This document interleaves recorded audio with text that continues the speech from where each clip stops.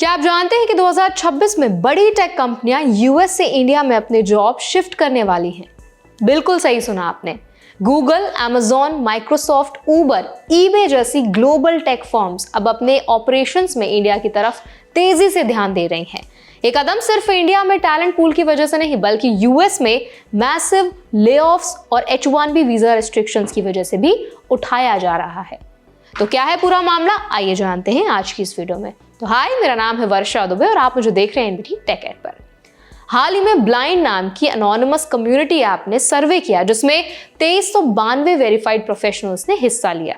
सर्वे में सामने आया कि करीब 52% टेक और बैंकिंग प्रोफेशनल्स कहते हैं कि उनकी कंपनीज 2026 में इंडिया में हायरिंग बढ़ाने की योजना बना रही हैं। इसमें 34% ने कहा कि हायरिंग में सिग्निफिकेंट इंक्रीज होगा और 18% ने मॉडरेट राइज की उम्मीद जताई। सर्वे से यह भी पता चला कि इंडिया में हायरिंग बढ़ना यूएस बेस्ड रूल्स पर असर डाल रहा है। करीब 38% रिस्पोंडेंट्स का मानना है कि India hiring US based rules को रिप्लेस कर रही है, जबकि 23% का कहना है कि यूएस हायरिंग को कॉम्प्लीमेंट कर रही है। इसका मतलब साफ है कि ग्लोबल वर्कफोर्स प्लानिंग में स्ट्रक्चरल बदलाव हो रहा है।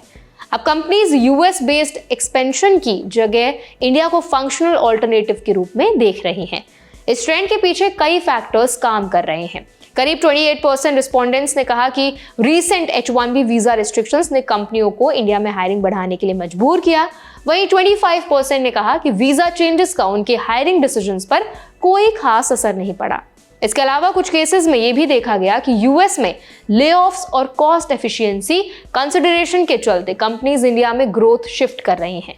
इंडिया में हायरिंग बढ़ाने का तरीका भी अलग अलग है। सर्वे में बताया गया कि करीब 25% कंपनियां अपनी एग्जिस्टिंग इंडिया टीम्स को स्केल अप कर रही हैं, जबकि 20% न्यू रोल्स क्रिएट कर रही हैं और 20% ने कहा कि कुछ स्पेसिफिक प्रोजेक्ट्स या फंक्शंस को इंडिया शिफ्ट किया जा रहा है। यानी इंडिया सिर्फ सपोर्ट रोल नहीं बल्कि कोर फंक्शंस के लिए भी इंपॉर्टेंट हब बन रहा है। ये ट्रेंड खासकर उन इंडियन प्रोफेशनल्स के लिए इंपॉर्टेंट है जो यूएस में H-1B या अदर वीजा पर काम कर रहे हैं। अब कंपनीज यूएस बेस्ड हायरिंग में रिस्क लेने की जगह टैलेंट को प्रेफर कर रही हैं।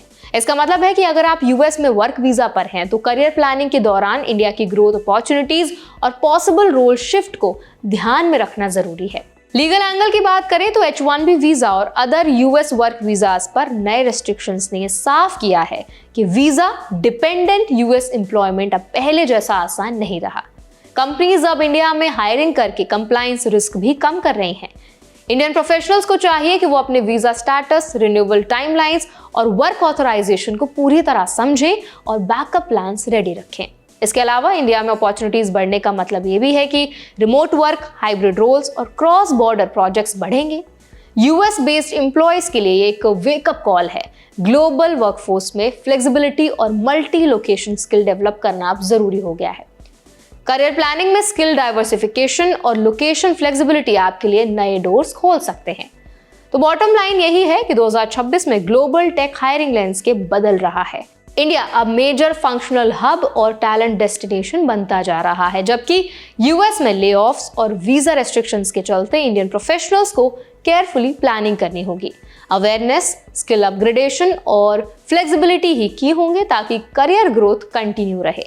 इसीलिए अगर आप यूएस में टेक या बैंकिंग फील्ड में हैं तो सिर्फ करंट रोल पर निर्भर ना रहें।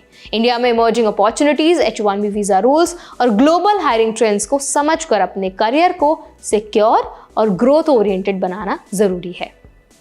तो अब इस पूरे अपडेट पर आप क्या राय रखते हैं, आपका क्या ओपिनियन है, हमें कमेंट्स में जरूर बताएं। ऐसे और भी अपडेट्स के लिए, वीडियोस के लिए, इन्फॉर्मेशन के लिए हमारे चैनल एनबीटी टेक एड को भी जरूर सब्सक्राइब करें।